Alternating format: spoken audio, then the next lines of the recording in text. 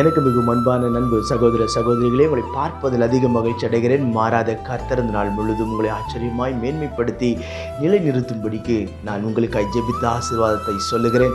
கர்த்தர் இந்த நாளை நமக்கு ஆசீர்வாதமாக்கி தரும்படிக்கு நமக்கு கொடுத்திருக்கிற வார்த்தை என்ன என்று பார்ப்போம். அது மத்தேயு 27:28 சொல்லுகிறது, அவர் வஸ்திரங்களை கழற்றி சிவப்பான மேலங்கி அவருக்கு உடுத்தி என்று வேதம் சொல்லுகிறது. இயேசு சிலுவைக்கு போகும்பொழுது அநேக காரியங்கள் இயேசுவுக்கு சம்பவித்தது. அதில் ஒன்றுதான் அவருடைய வஸ்திரம் கழட்டப்பட்டது. என் அன்புக்குரியவர்களை நன்றாய் கவனியுங்கள்.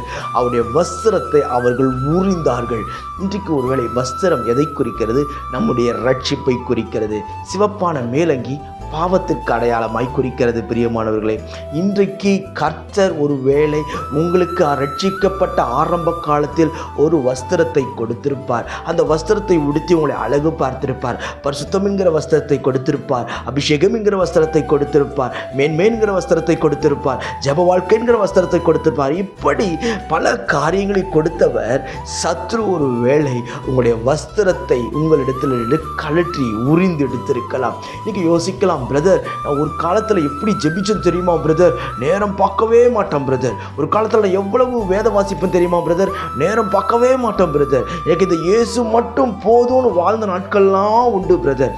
ஆனால் கொஞ்சம் நாட்கள் உருண்டோனது பிறகு எனக்கு இயேசு வேண்டாம் பிரதர், இந்த பணம், உலகம், மேன்மை இது மட்டும் என் கூட இருந்தால் போதும்னு சிலர் பாதியில் கலன்று ஓடுகிற ஜனங்கள் உண்டு.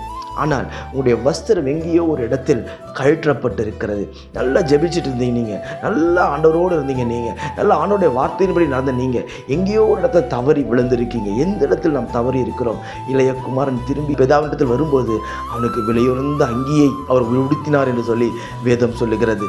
இன்றைக்கு ஒருவேளை எந்த காரியத்தை நீங்கள் இழந்தீர்களோ, எதை நீங்கள் இழந்தீர்களோ அதை உங்களுக்கு திரும்பவும் உடுத்தி அழகு பார்க்க அவர் போதுமானவராய் இருக்கிறார். இழந்து போன பரிசுத்தத்தை, இழந்து போன ஊழியத்தை, இழந்து போன ஒவ்வொரு ஆசீர்வாதத்தை, இழந்து போன நன்மையை, இழந்து போன எல்லா ஆரோக்கியத்தையும் அவர் இன்றைக்கு கொடுப்பார். இயேசுவின் அங்கி உரியப்பட்டதுக்கான காரணம் என்ன தெரியுமா? நாம் அங்கிகளை உடுத்தும்படி, பரிசுத்தமான உடைகளை அடையும்படி, நாம் நன்றாய் உடுத்தும்படி அவர் நிர்வாணப்படுத்தப்பட்டார். மேலங்கி சிவப்பான அங்கி அவர் மேல் உடுத்தினார்கள். இன்றைக்கு கர்த்தர் உங்களுக்கு அற்புதங்களை செய்து அவர் மேன்மைப்படுத்த அவர் போதுமானவராக இருக்கிறார். நான் உங்களுக்கு ஜெபிக்கட்டும். பரலோக பிதாவே, இந்த வார்த்தையெல்லாம் கேட்கிறேன். அன்பு சகோதர சகோதரி ஒவ்வொருக்காக ஜெபிக்கிறேன். எங்களுக்காக உடைய வஸ்திரங்கள் ஆண்டவரை கழற்றப்பட்டது. எங்களுக்காக உடைய வஸ்திரம் ஆண்டவரே நிராகரிக்கப்பட்டது. சுவாமி, இன்றைக்கும் கர்த்தர் யாரெல்லாம் ஆண்டவரே என்னென்ன காரியங்களாம் இழந்து போய் இருக்கிறார்களோ அத்தனை காரியத்தை கொடுத்து ஆசீர்வதி, மேன்மைப்படுத்தின நிறுத்தும். எல்லாருடைய விருப்பத்தையும் கர்த்தர் நீர் ஆசீர்வதி. கிருபை சூழ்ந்து இருக்கட்டும். தயவும் காரணியும் என் பிள்ளைகள் ஒவ்வொருவரையும் வாழ வைக்கட்டும். எல்லாருடைய அக்கிரமத்தை கர்த்தரை சுமந்து தீர்த்திருக்கிறீர். அதற்காக கோடி ஸ்தோத்திர சுவாமி.